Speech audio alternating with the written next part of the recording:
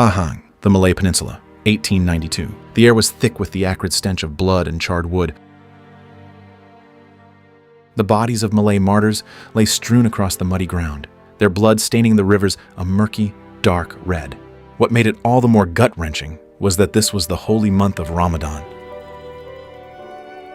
While the locals were immersed in devout prayer, British colonial artillery rained down like the roar of demons, mercilessly obliterating Kampung Budu, the birthplace of their spiritual leader, Tok Gajah. Homes went up in flames, the domes of mosques collapsed into the inferno, and religious schools, once echoing with the sound of reciting students, were reduced to ashes. Innocent elders, women, and children who never got the chance to grow up all became collateral damage in the colonizers' ruthless game of power through this indiscriminate bombardment.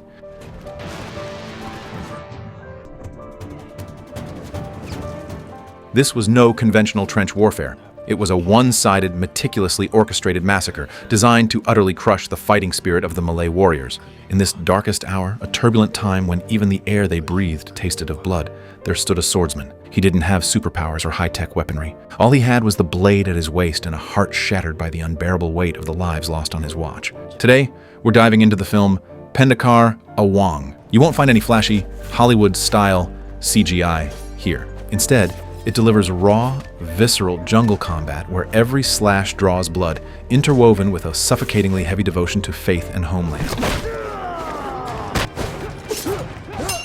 Right out of the gate, the film pulls no punches in exposing a deeply sinister truth. Ever since the signing of the Anglo-Dutch Treaty, these two massive colonial empires had acted like cold-blooded vipers, silently coiling themselves around the thrones of the Malay rulers. Their most terrifying weapon wasn't the cannon, it was cultural strangulation. With cunning precision, they severed religion from political power, manipulating the masses under the hypocritical guise of development and civilization. They deliberately marginalized traditional Islamic schools while aggressively pushing English medium education, attempting to completely erase the land's collective memory right from its cultural roots. Their frantic pillaging of the land and its resources was all in service of establishing a new world order, one devoid of God and entirely under their absolute control. Faced with this insidious psychological warfare, the elder leader, Tok Gajah, saw right through their scheme. He knew full well that if they continued to yield, every city and tribe would be carved up and devoured by the colonizers. On this soil, patriotism has never been just an empty slogan. It is the very core of their faith, and the true strength of that faith is only revealed when faced with the most brutal of crucibles. It is within this suffocating, back-against-the-wall desperation, where total annihilation looms at any moment, that the swordsman, Awang, steps into the fray. As Tok Gajah's most trusted protege, every time Awang appears on screen, he carries a heartbreaking weight on his shoulders. He is no mindless brute who just hacks and slashes his way through enemies. Quite the opposite. Night after night, Awang jolts awake from nightmares, drenched in a cold sweat. His dreams are haunted by the comrades who met gruesome ends because of his tactical calls.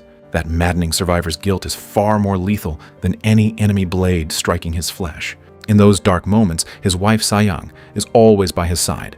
Rather than burdening him with hollow platitudes, she simply and gently holds his blood-stained hands. With red, tear-filled eyes and a trembling voice, Awang asks his wife if she remembers the letter he had his brother, Tahir, delivered the day before their wedding. In that letter, Awang made no promises of wealth or luxury. Instead, he asked her to agree to an incredibly cruel vow. To protect this land bequeathed by our ancestors, we must be willing to live and die together. Looking deep into her husband's eyes, Sayang tells him with unwavering resolve, "This is our land. This is our homeland. We will never let invaders dictate our lives." There's not an ounce of melodrama in this wartime romance. Every promise is steeped in the blood and tears of knowing they could be torn apart by death at any second. It's enough to bring a tear to your eye. But sheer passion alone doesn't win wars. A fierce strategic divide soon erupts between Awang and his father, Tok Gajah. Kalau kita tak berubah, akan lebih ramai lagi pahlawan kita yang syahid, macam Yasin dan Yusuf tu.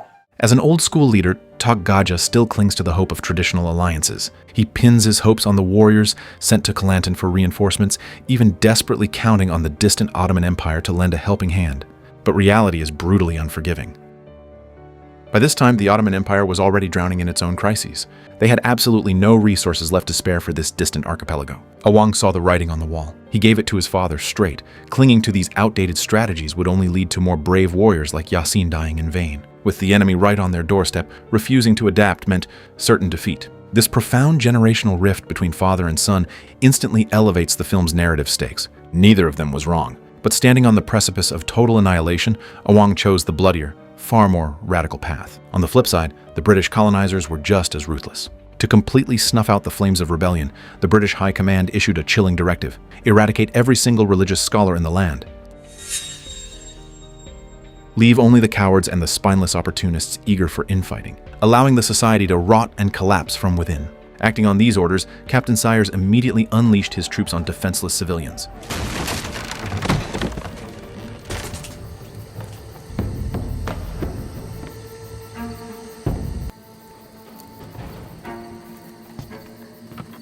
Ini negeri kamu, seharusnya kamu lebih tahu dari aku.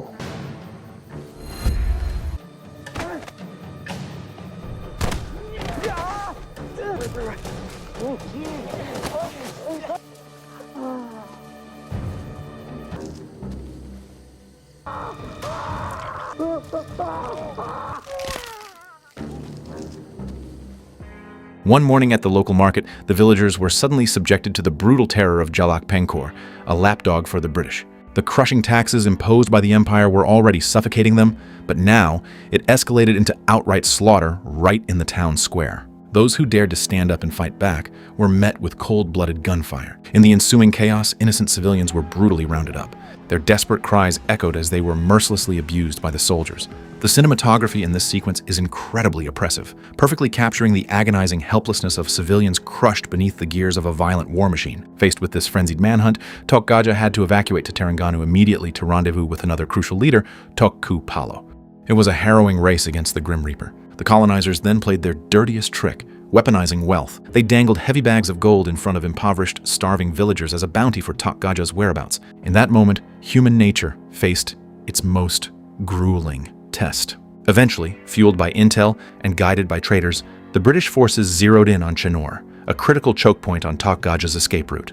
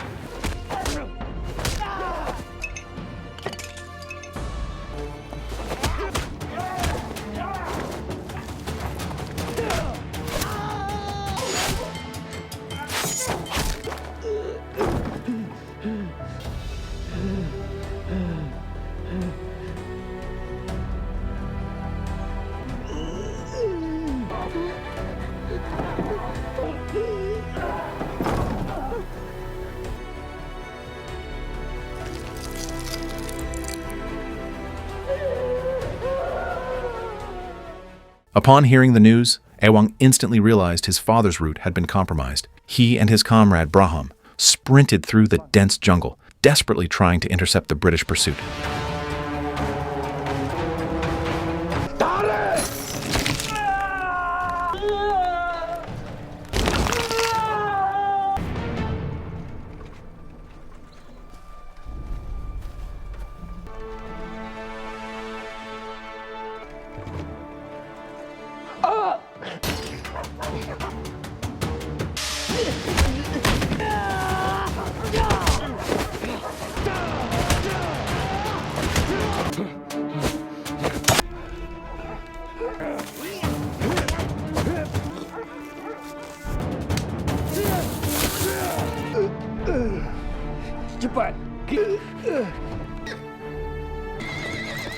But in this nerve-wracking exodus, it wasn't just the men bleeding on the front lines.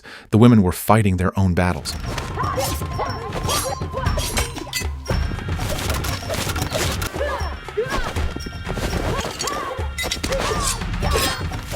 A group of village women, including Awang's wife, Sayang, Brahim's bride-to-be, Siti, and Kak Yang, silently bore a crushing psychological burden back at the rear. Driven by fierce intuition, Siti sharply sensed the impending doom looming over the front lines. Meanwhile, within the fleeing convoy, the boiling tension and tactical disagreements between Awang and Brahim finally erupted into a volatile clash. Headstrong and fiercely loyal, Brahim believed his sacred duty to protect Tok Gajah left absolutely no room for error. Awang, on the other hand, argued that with the enemy breathing down their necks, unless they buried their egos and stopped the infighting, victory was impossible. This internal friction, fueled by sheer panic in a life-or-death scenario, perfectly illustrates how war wrings out the absolute extremes of human nature.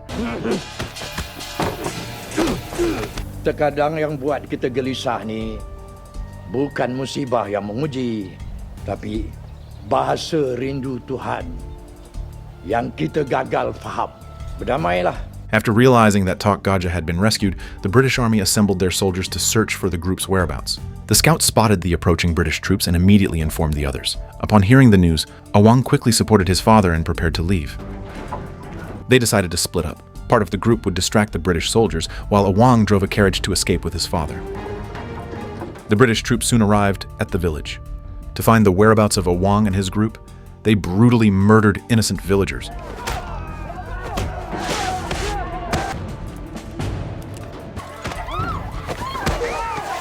Meanwhile, the path of Awang's carriage was blocked by tree branches. As a result, he decided to abandon the carriage.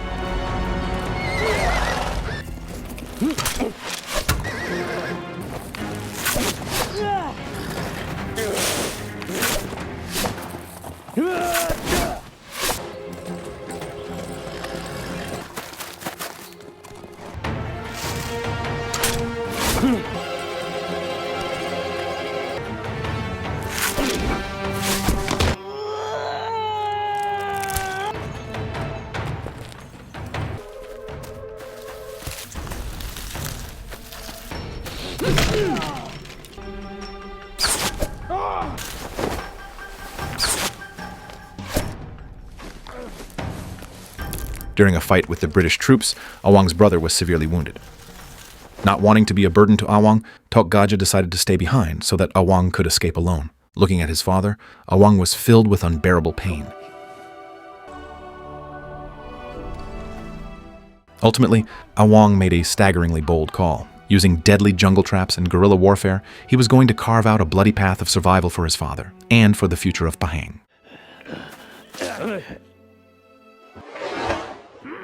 Amidst the perilous jungle, the elder told the boy an ancient parable. Long ago, a tyrant sought to burn a prophet alive in a towering inferno. Suddenly, a microscopic sparrow appeared, carrying a single drop of water in its beak. Again and again, it flew toward the raging flames, desperately trying to douse the fire. Such a tiny effort meant absolutely nothing against a blazing inferno. But the sparrow did it, because it feared that if the Creator ever asked, when evil was unfolding right before your eyes, "Why did you do nothing?" it would have no answer. Looking deeply into the boy's eyes, the elder said softly, "Nadim, you are that sparrow." This parable doesn't just explain why Awang was fighting a seemingly unwinnable war. It echoes the battle cry of every oppressed soul throughout history. We may be weak.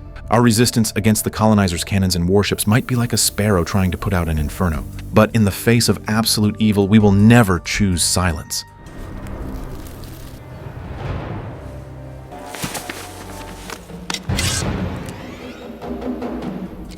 Before long, the two opposing forces collided once more. Well versed in jungle combat, Awang and his fighters leveraged their tactical advantage to ruthlessly pick off their enemies. Even though they were severely outnumbered, Awang showed no signs of fear. The enemy forces boasted sophisticated weapons, while Awang's ranks were armed primarily with bows and arrows.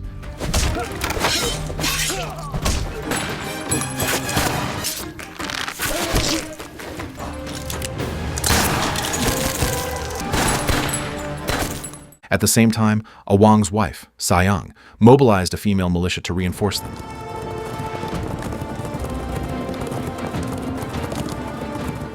War is merciless, and bodies kept falling as everyone fought fiercely to protect their faith. Right at that critical moment, Sayang and her troops arrived just in time to enter the battlefield.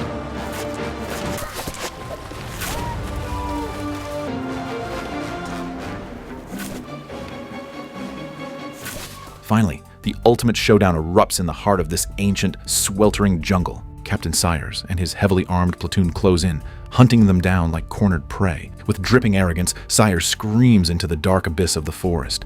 "Did you think you were the only tiger out here? You're nothing but a deer waiting for the slaughter." His only answer was a lethal strike from Awang, exploding out of the shadows.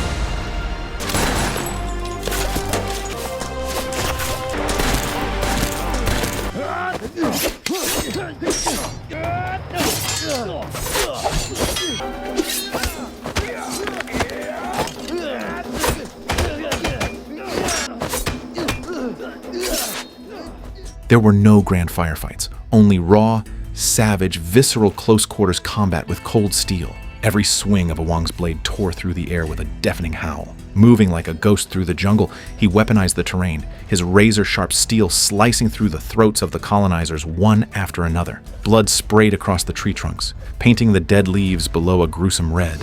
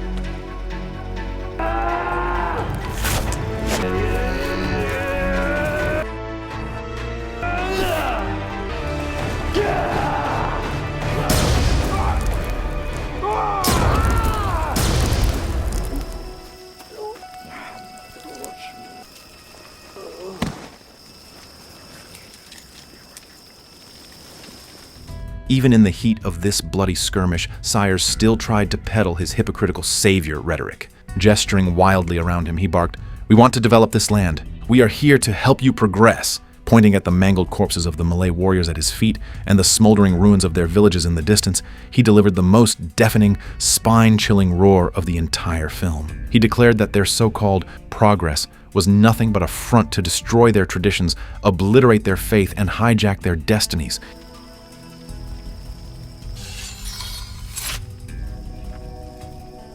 He swore that even if he fell today, tomorrow there would be dozens, hundreds, thousands of their descendants rising up to continue the fight against the colonizers. What an incredibly cathartic and devastating rebuttal. Their progress was nothing but the forceful erasure of a culture via gunboat diplomacy. Pushed past his breaking point, Sayers drew his blade and the two locked into a final, muddy duel to the death. Through gritted teeth, Sayers spat his curse. "You can never stand against the British Empire. Your struggle is utterly futile. Prepare to die." But at that exact moment, The fire in Awang's eyes burned brighter and fiercer than ever before. Gripping his hilt with a white-knuckled intensity, he channeled every last ounce of his strength into one final devastating charge. The film's frame gradually freezes here, as the chaotic clash of steel slowly fades into silence. A true man is the very bedrock of a nation's survival.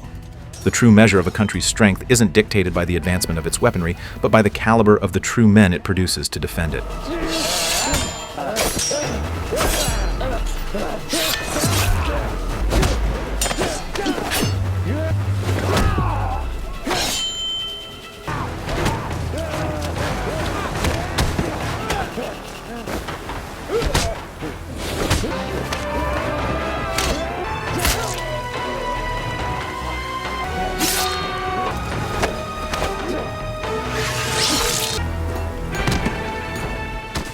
This film doesn't attempt to spin a fairy tale victory, it chooses instead to honor the brutal reality of history. In that predatory era of colonialism, the flesh and blood of swordsmen like Awang were tragically destined to be swept away by the merciless tides of history. But it is precisely because of sparrows like them, who flew headfirst into the inferno knowing it meant certain death, that the spine of this land was never broken. The colonizers' artillery could burn their homes to the ground. It could topple their regimes, but it could never ever incinerate the faith and dignity carved deep into the very bones of this nation.